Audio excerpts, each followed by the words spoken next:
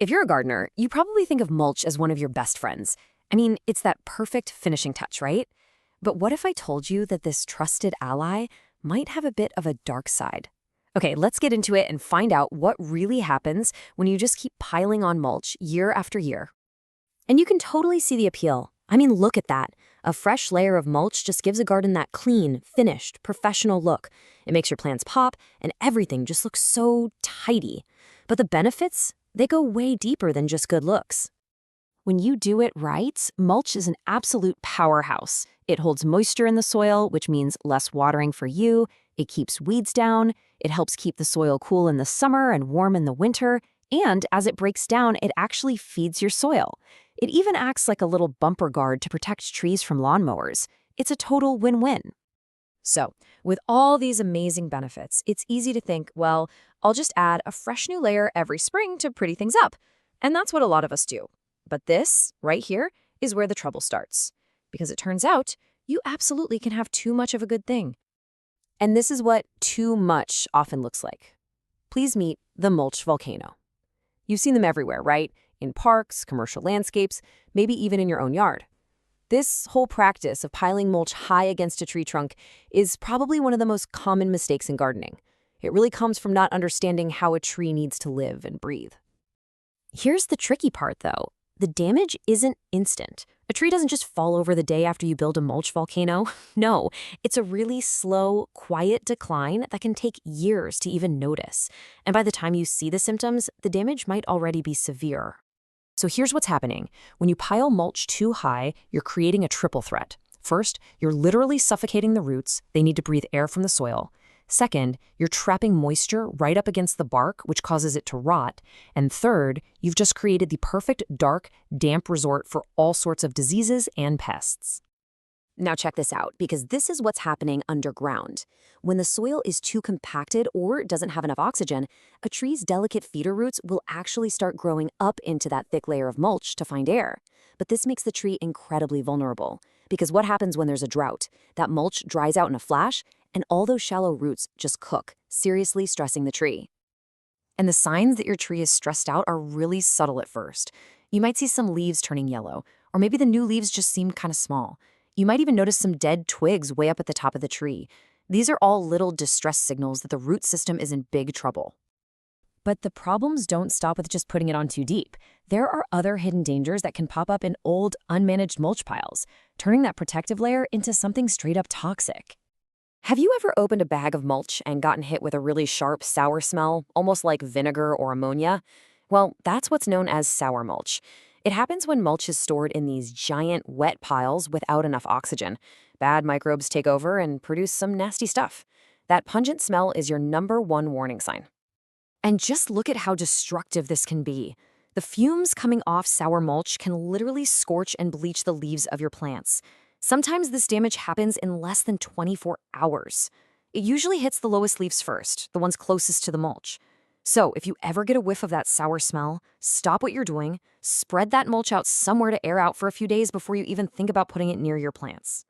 And on top of that, a super thick layer of mulch is basically a cozy secret tunnel system for rodents, like voles, which absolutely love to chew on tree bark under the cover of mulch in the winter. Over time, it can also mess with your soil's pH, which locks up nutrients. And, of course, it's a paradise for slugs and snails.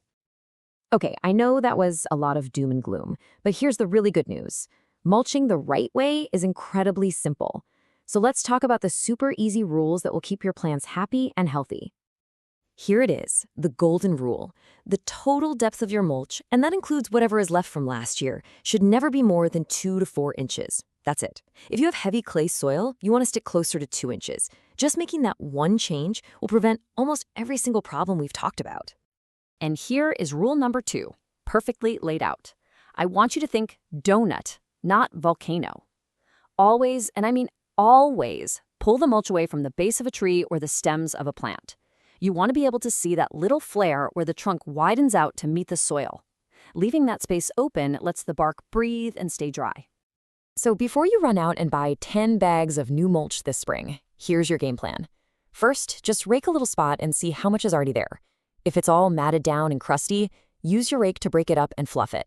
Then pull it away from all those trunks and stems, and only then, if you're under that 4-inch limit, should you add a light little layer on top. You might find you don't even need any. And remember this, think wide, not deep. A tree's root system spreads out way farther than its branches, sometimes 2 or 3 times as wide. A nice wide ring of mulch helps that entire root system by keeping the soil moist and cutting down on competition from grass. It's so much better to go wider than to go deeper. Okay, so what if you could kind of get off the annual mulching treadmill altogether? There are some really cool, sustainable alternatives out there that work with nature instead of just covering it up. 2 of my absolute favorites are shredded leaves and what we call living mulches. In the fall, just mow over your leaves. It creates the most perfect, nutrient-rich mulch for free, and it feeds the soil as it breaks down. Or you could plant a ground cover like this beautiful oak sedge. It acts as a living, breathing mulch that suppresses weeds and helps wildlife all year long. A living mulch is basically just a green carpet of tough, spreading plants.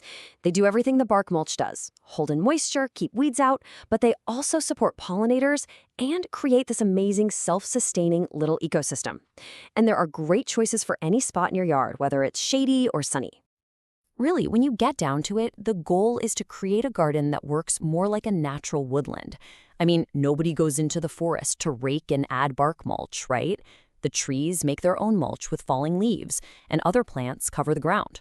We can totally bring that same beautiful, low-maintenance idea into our own yards.